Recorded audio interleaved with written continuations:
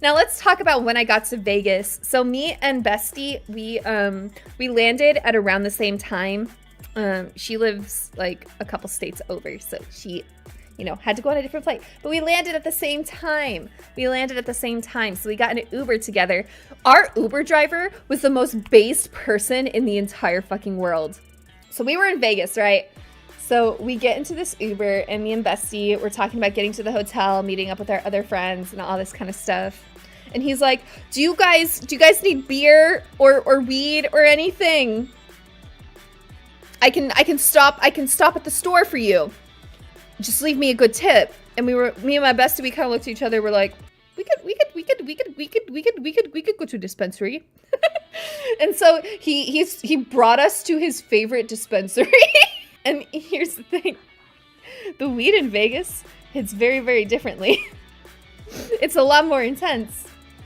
So we got it, right? And we hadn't touched it yet, you know? We wanted to get to our hotel.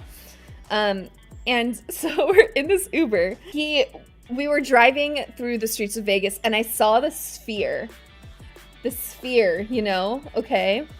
You know that the sphere thing that, like, they built in Vegas recently? So I saw it and was like, oh my god, the orb! And I like pointed it to it for my best friend. And the guy was like, I've seen some orbs before. And we were like, what do you mean? And he's like, I've seen, there's things here, you know? There's some alien activity that goes on here if you're around long enough. And I've seen some orbs in my time. I've seen some orbs. And we were like, yeah, really, you think so?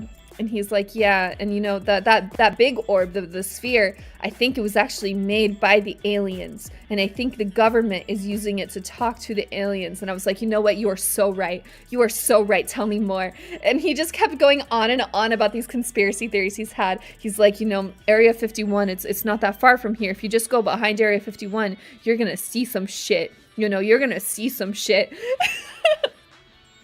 And then... check your product for additional ingredients. Yeah.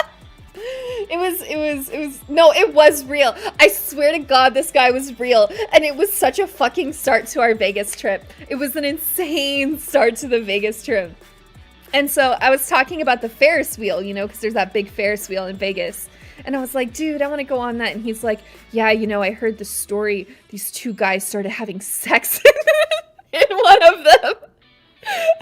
And I was like, what is this man's mind? Apparently, he's from Hawaii and just moved here.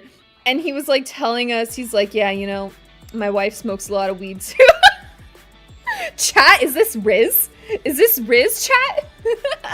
Vegas cannot be a real place. It honestly, like, it genuinely feels like the back rooms there. Like, I don't know if you guys have ever been to Vegas or walked around Vegas.